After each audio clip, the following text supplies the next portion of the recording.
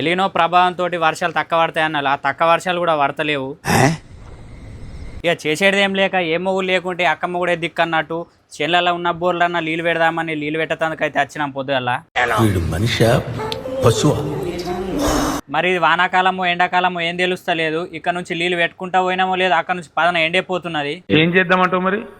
మనం చేసేది ఏం లేదు. అమాస పుణ్యంకు కాకుండా వారం కోపారి 2 పాలరా ఒక డల్లు పడితే అయిపోయే వాన.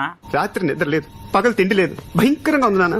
షౌకారేమో బాగిస్తలేడు, కైకిల్లోడేమో ఉద్దె రాస్తలేడు, మందుల రేట్లేమో మనిషి పాపాలు పెరిగినట్టు పెరిగిపోతున్నాయి. ఎన్ని ఎన్ని ఎన్ని ఎన్ని ఎన్ని ఎన్ని దారుణాలు సార్. ఈ పైపు లైన్లు లేపే బదులు ఒలింపిక్స్ లా బరువు లేపినా నాకు సిల్వర్ మెడల్ వస్తుండే. నీకేం బ్రో మంచిగా నీళ్ళున్నాయి అనేలు. ఇగో 1, ఇగో 2, ఇగో 3 కనిపించేటే 3 కనిపిని ఇంకా 10 పొక్కలు ఉన్నాయి. ఇదేం సముద్రమా? గట్టిగా ఎండలు కొట్టినాయి అనుకో ఇవి కూడా వీక్తాయి.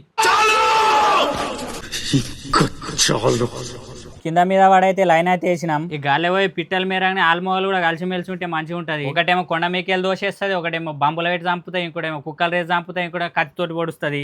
ఇక్కడికి రావడమే మన చేతుల్లో ఉంటుంది, కానీ పోవాలనుకుంటే పైకి తప్ప బయటికి వెళ్ళలేము.